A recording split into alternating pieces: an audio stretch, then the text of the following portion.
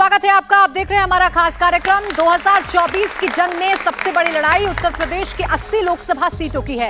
मोदी और योगी का target set है, यूपी की 80 में से 80 सीटें जीतना है। इस बीच एनडीए फैमिली में आज एक और मेंबर ऐड हो गया है। एनडीए फैमिली में पूर्वांचल से ओपी राजभर की सुहेलदेव भारतीय समाज पार्टी भी शामिल हो गई है। खुद गृह मंत्री अमित शाह ने ट्वीट करके राजभर का एनडीए में वेलकम किया है। अखिलेश को 24 घंटे के अंदर बैक टू बैक दो बड़े झटके लगे। कल समाजवादी पार्टी के विधायक दारा सिंह चौहान ने इस्तीफा दिया, तो आज ओपी राजभर एनडीए का हिस्सा बन गए। तो क्या राजभर की एनडीए में एंट्री से नरेंद्र मोदी का यूपी में 80 सीटें जीतने का समीकरण सेट हो जाएगा? बीजेपी को राजभर से कितना फायदा मिलेगा और अखिलेश के पीडीए फॉर्मूले को कितना झटका लगेगा, इसी पर आज हम करेंगे चर्चा। लेकिन फिलहाल जो सबसे बड़ा सवाल है वो ये है कि राजभर ने आखिर अखिलेश के साथ दोस्ती क्यों तोड़ी? क्या अखिलेश, मायावती, जयंत चौधरी और कांग्रेस साथ आते तो राजभर पीडीए का हिस्सा बन जाते? ओपी राजभर से इसको लेकर सवाल हुए तो उन्होंने क्या कहा, ये सुनिए। जब अखिलेश जी अड़े हुए हैं कि हम मायावती जी से करेंगे नहीं, कांग्रेस से करेंगे नहीं, ओम प्रकाश राजभर से करेंगे नहीं, तो करेंगे किससे? केसीआर से करके कई वोट पाएंगे? ममता जी से वोट करके यूपी में कई वोट पाएंगे? लालू जी से पार्टी से गठबंधन करके यहाँ कई वोट पाएंगे? यहाँ तो वोट जयंत जी के पास, मायावती जी के पास और राजभर जी की, ये तीनों वोट इकट्ठा होता तो एक लड़ाई बनती। लेकिन ये वोट अब तो चला गया दूसरी ओर। इन्हें कोई पिछड़े को नेता नहीं बनने दिया, ये प्रमाण है।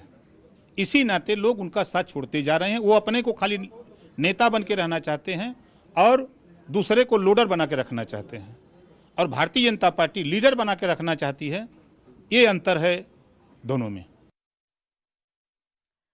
तो ओम प्रकाश राजभर अपने चिर परिचित अंदाज में अब अखिलेश यादव को बता रहे हैं कि वो कैसे जिद पर अड़े हुए हैं, क्योंकि ओम प्रकाश राजभर ने ही कहा था कि मायावती, अखिलेश यादव, जयंत चौधरी अगर एक साथ आ जाएंगे तो सबसे पहले वो पीडीए की बैठक में शामिल हो जाएंगे। मैं अवनीश जी आपके पास आऊं, उससे पहले एक छोटा सा रिमार्क दीजिएगा धर्मेंद्र जी, बहुत बड़ा नहीं। आप बहुत पिछड़े और इनकी राजनीति की बात कर रहे थे। देखिए ओपी राजभर गए तो गए, नसीहत भी दे रहे हैं कि जिद छोड़ दीजिए साहब। दारा सिंह भी गए।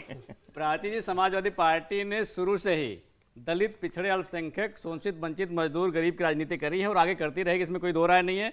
अगर किसी नेता को लगता है कि उसे पिछड़े के साथ नहीं रहना है, उसे दलित के साथ नहीं रहना है, अल्पसंख्यक के साथ नहीं रहना है, तो कहीं भी जा सकता है। रही बात ओम प्रकाश राजभर जी के बयान का, 2022 में यही बयान भारतीय जनता पार्टी के लिए दे रहे थे। वो कह रहे थे कि भारतीय जनता पार्टी नेता नहीं बनाना चाहती है, अखिलेश जी नेता बनाते हैं, बराबरी का दर्जा देते हैं, हमें साथ बैठाते हैं, आपके साथ रह के देख लिया, देते हैं, आपके साथ रह के देख लिया। धर्मेंद्र जी कह रहे हैं आपके साथ रह के देख लिया, आप तो आते ही नहीं है, एसी में बैठे रहते हैं। वही यही बात पहले कह रहे थे, बीजेपी के साथ रह के देख लिया, अब आपके साथ आ रहे हैं। ठीक है शिवम जी, छोटा सा फिर अवनीश जी। देखिए, मैं आपको एक चीज कहना चाहता हूं। आप सभी के स्कूल में जब आप कॉलेज में रहते होंगे, कुछ बच्चे ऐसे होते होंगे जो दिखते शक्ल से बहुत मासूम होते हैं, पीछे बहुत दंगाई होते हैं। ये तो खैर मासूम भी नहीं दिखते, लेकिन ये वही है।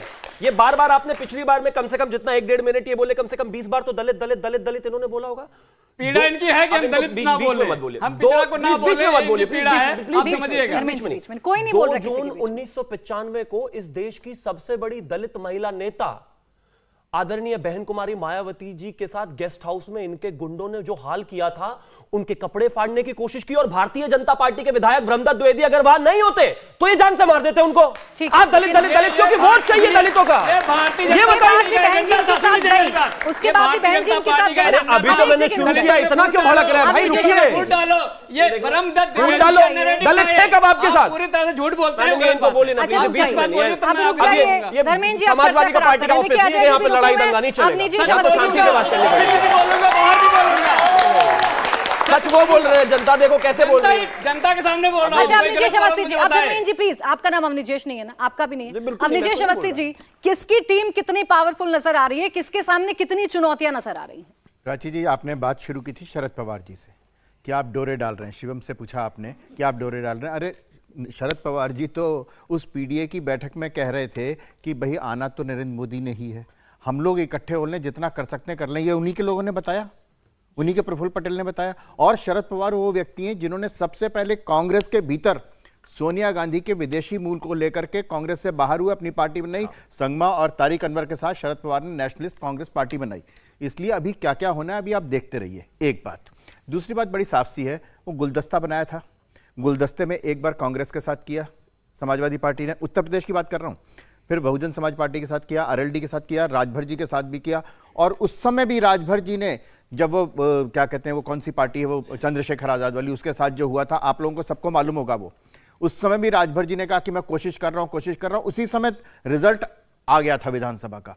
हर तरीके से गुलदस्ते में अब सिर्फ समाजवादी पार्टी के अखिलेश यादव बचे हुए। उन्होंने कह दिया ममता बनर्जी को लेकर, क्या कहते, केसीआर को लेकर के आप उत्तर प्रदेश में क्या करोगे, ये तो बात बड़ी साफ सी हो गई है, इसमें कहीं कोई दो राय नहीं।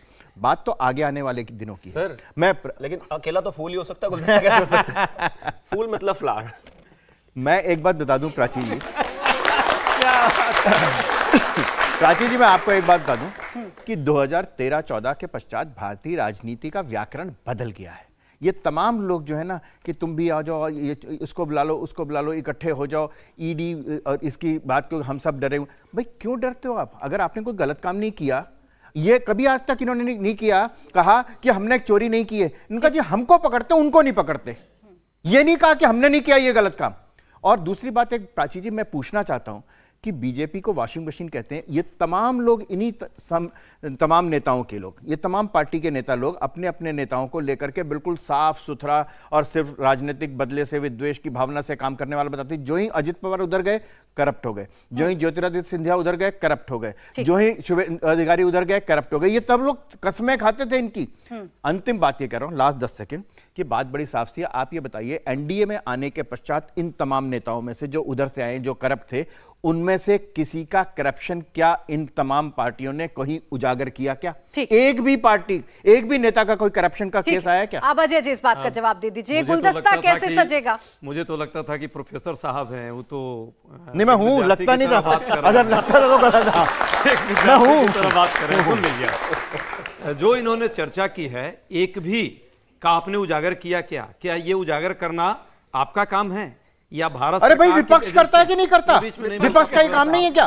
2014 से पहले समूचा विपक्ष ही करता था। ये केजरीवाल जो है सोनिया गांधी के बारे में, 10 सेकंड, केजरीवाल जी की सोनिया गांधी के बारे में क्या है तो उसका सम्मान भी रखें। ये स्टूडियो है, क्लासरूम नहीं है। जहां तक बात इन्होंने कही है कि कुनबे की बात और बाकी चीजें जो अभी चर्चा कर रहे हैं कि ये उधर होते हैं तो चोर होते हैं इधर, भाई हमने नहीं कहा। ये इतने बड़े बुकलेट हेमंत बिस्वा शर्मा के लिए किसने निकाला था? भाजपा के लोगों ने निकाला था। शुभेंदु अधिकारी जो है उसमें भाजपा के लोगों ने उनको ये बात रखी, अजीत पवार के लिए भाजपा के लोगों ने रखी। हम तो तब भी कहते थे और आज भी कहते हैं कि आपकी जो ईडी सीबीआई जो आपका जो भाजपा का एक डिपार्टमेंट है, ये काम ही यही करता है कि लोगों की छवि को बिगाड़ो, विरोधियों की छवि बिगाड़ो, विरोधियों को फंसाओ और पाप धो योजना चलाओ। भारत सरकार में आजकल पाप धो योजना चल रही है। इनके यहां आता है तो पुण्यात्मा, दूसरे के यहां रहेगा तो वो सबसे बड़ा भ्रष्टाचारी। ये इनकी अपनी आदत है। हाँ, 2-3 बात जल्दी से मैं करके बात को खत्म करूंगा। बहुत बड़ा कुनबाई बढ़ गया है एनडीए का ना, जो आज चल रहा है। एनडीए का इतना बड़ा कुनबा बढ़ा है, वाजपेयी जी के समय एनडीए के जितने मेन पार्टनर थे, जो 13-14 पार्टनर जब एनडीए की शुरुआत हुई थी, एक कोई ऐसा पार्टनर का नाम ये लोग बता दे जो उनको छोड़ करके नहीं गया और आज उनके साथ रहने के लिए तैयार नहीं है। 5 सबसे बड़ी पार्टियां थी, पीडीपी से टीडीपी तक, अकाली दल से जनता दल यूनाइटेड तक, ये सभी छोड़कर इनको क्यों गई? शिवसेना तक गई। दूसरी बात, पिछले 4 साल में 8 बड़ी पार्टियां इनको छोड़कर गई है। अब क्या कहानी है सेफ फेसिंग के लिए? ये राजभर साहब इतने बड़े नेता कहना ही मुश्किल, पशुपति पारस जी उनसे बड़ा कोई नेता ही नहीं, उपेंद्र कुशवाहा जी तो इनको पूरा बिहार जितवा देंगे। ये हाल है इनका, ये खेल है इनका, पूरा देश देख रहा है। Thank you. देखिए मैं प्रोफेसर नहीं हूं, लेकिन सम्मान तो आपको मेरा भी करना पड़ेगा। पूरा सम्मान आपका करता हूं। दूसरा, एक पहले भी इन्होंने सवाल, जब आपने इनसे पूछा था कि भाई आप दबाव में क्यों आ रहे, कहते हैं हम दबाव में आ जाते हैं जब लोकतंत्र पे खतरा हो जाता है। लोकतंत्र पे खतरा नहीं है, इनके बेटे भतीजों पे खतरा है और वो खतरा लगातार रहेगा। पीडीए है ना इनके दल का नाम, जो अभी ये बना रहे हैं, पीडियाट्रिक डेमोक्रेटिक अलायंस, यानी कि बाल चिकित्सा वाला अलायंस। प्रधानमंत्री और इस देश की एजेंसी और इस देश की सरकार, इनके जो जितने वो बेटे हैं, चाहे वो राहुल गांधी हो 5,000 करोड़ के घोटाले में, चाहे वो बनर्जी जी के भतीजे हो बड़े लंबे चौड़े घोटाले में, चाहे कोई भी हो, उनकी जो चिकित्सा चल रही है ना, इससे डरे हुए प्रेशर में है बहुत ज्यादा, क्योंकि इनको पता है जो भ्रष्टाचार किया उसका पैसा निकल जाएगा। अब इससे पहले सत्ता चली जाए, पैसा चले जाए, सारे इकट्ठे होकर किसी तरीके से भारतीय जनता पार्टी को रोक दे। अब आगे आता हूं, जहां तक बात दलों के टूटने और जुड़ने की है, मैं बड़े गौरव से कहता हूं भारतीय जनता पार्टी वो पार्टी है जो 2 से 303 पर आई है। हमारे साथ लोग रहे भी, लोगों ने छोड़ा भी, लेकिन हम कभी रुके नहीं, हम कभी डिगे नहीं, हमने 5-5 हजार करोड़ के घोटाले नहीं किए। भारतीय जनता वो पार्टी है जो आज भी अपने दम पर सरकार में है। 30 साल में पहली बार ऐसा हुआ, जो 2 बार रिपीट हुए और आगे भी रिपीट होंगे। ये उस पार्टी के नेता हैं जो 400 से 50 पर आ गए, और अगर जनता का ऐसा ही आशीर्वाद रहा तो अब सिंगल डिजिट में भी आ ही जाएंगे। देखिए कैसा अहंकार बोल रहा है। मैंने कहा ना कि ये मैं जनता को कह रहा हूं भाई, उन्होंने दिए सीटें, आपने थोड़ी ना दी। शिवम जी एक सेकंड, ये अहंकार ही बोल रहा है कि 9 साल बाद एनडीए की इनकी बैठक हो रही है। मैं उनका छवि नहीं बिगाड़ूंगा, लेकिन ये जो पार्टी अभी जो अलायंस अभी शुरू नहीं हुआ, उसके बारे में कैसे कैसे नाम गढ़ते हैं, इनको काम यही है। पीडियाट्रिक है, बताइए बच्चों को बचाने वाला है कि नहीं? सेल सिर्फ ममता बनर्जी के पास अभिषेक बनर्जी को बचाने के अलावा और कोई काम है क्या? ये नकारात्मकता फैलाने का राहुल जी को बचाने का काम है ना, सोनिया जी के पास वही तो एजेंडा है। ये अकेली जी को बचाने का काम है, लालू प्रसाद यादव का। ये अकेली कांग्रेस पार्टी, ये अकेली कांग्रेस पार्टी है जो बंगाल में ममता बनर्जी के खिलाफ बोलती है और केंद्र में ममता बनर्जी के साथ बैठती है। ये अकेली कांग्रेस पार्टी है जो केरल में है, केरल में पीआर विजयन के खिलाफ बोलती है और केंद्र यहाँ पर इकट्ठे बैठती है। ये अकेली कांग्रेस 9 साल बाद एनडीए की याद आ गई बैठक की। बस इसका जवाब ले लीजिए। आ रही हूं 9 साल लगे आपको। अजय जी। मेरा नाम नंदन है सर। मेरा सवाल आपसे है, ये महागठबंधन का जो एजेंडा है, मोदी जी के हटाने के बाद आप लोग का विजन क्या रहने वाला है? देखिए महागठबंधन का एजेंडा मोदी जी को सिर्फ हटाना नहीं है, देश में जो लोकतंत्र है उसको बचाना है। संविधान पर जो प्रहार हो रहा है उसका एजेंडा है। संविधान से देश चले, ये पश्चिम बंगाल में है कि नहीं लोकतंत्र खतरे में? एक और सबसे बड़ा मुद्दा है इस देश में। मेरा सवाल बीजेपी से, बीजेपी से सवाल, कैसे राहत मिले, स्वास्थ्य और शिक्षा का कैसे ख्याल रखा जाए, ये मुद्दा है जनता के मुद्दे। बीजेपी का जवाब भी आप ही देंगे क्या? वो बोले मेरा सवाल बीजेपी से जी बताइए। आप जो अभी ये दुहाई दे रहे हैं पीडीए वीडीए, बहुत शोर मचा रहे हैं, बड़ी अच्छी बात है, आपका अधिकार है, मचाइए। 1970 से लेके 1977 तक क्या आप इकट्ठे नहीं हो रहे थे? क्या आप विपक्ष को इकट्ठा नहीं कर रहे थे? वो पुण्य काम था या ये गलत है? इससे अभी भी इकट्ठे हो रहे हैं भाई। देखिए, मैंने बिल्कुल नहीं कहा कि ये गलत काम है। लोकतंत्र में पार्टियों को जुड़ने, अब आपने सवाल पूछा है तो अब जवाब आने दीजिए, जवाब तो कैसे चलेगा? सवाल का जवाब तो सुनना पड़ेगा। जनता है भाई, ऐसे मत करो। बड़े हैं मेरे भाई, जनता मुझे बताइए। अब जवाब दे दो, अब इनको कहिए ना। धर्मेंद्र जी जवाब आने दीजिए ना। देखिए, पार्टियों का जुड़ना, गठबंधन करना कभी गलत नहीं है। अब ये देखिए चल नहीं पा रही है क्या? नहीं, राहुल जी का, राहुल जी को तो जनता भी नहीं चाहती, वो जाए, हंसाएगा कोई तो ना, कमाल बात हो गई। लेकिन अभी मुझे बोलने दीजिए, जवाब देना चाहिए। राहुल जी को राजा जनता का जवाब भी नहीं देना। जनता ने मुद्दा क्या पूछा, अब इनको कहिए जवाब आने दीजिए। उन्होंने जवाब आने दीजिए, समय समाप्त हो जाएगा, जवाब नहीं आएगा, जल्दी से। मैं फिर से करना अच्छी बात देखिए ना, ये जगह नहीं। उपाध्याय जी रुक जाइए ना। मैं यही कह रहा हूं, गठबंधन करना कभी कोई बुरी बात नहीं है। कोई भी पार्टी, कोई भी दल अगर अपना आधार विस्तार करना चाहता है तो वो बिल्कुल स्वतंत्र है, लेकिन एजेंडा होना चाहिए। आपने पूछा ना इनसे एजेंडा क्या है, इन्होंने कह दिया लोकतंत्र को बचाना है। लोकतंत्र कौन सा खतरे में है? पश्चिम बंगाल में जहां 20 से ज्यादा लोगों की हत्या हो गई, वहां लोकतंत्र नहीं बचाया गया इनसे, आज तक नहीं बचाया। उत्तर प्रदेश में अभी देखिए, मुझे बोलने नहीं दिया जाए। उत्तर प्रदेश में अभी चुनाव हुए, एक हिंसा नहीं हुई, एक हिंसा, और बंगाल में लोगों को मारा जा रहा है। उपाध्याय जी और मैं शिवम जी, आप दोनों को बर्दाश्त नहीं कर पा रहे हैं। बहुत शुक्रिया। इंडिया टीवी हर वक्त हर जगह डाउनलोड करने के लिए सर्च करें India TV news Google play store या ऐप स्टोर पर।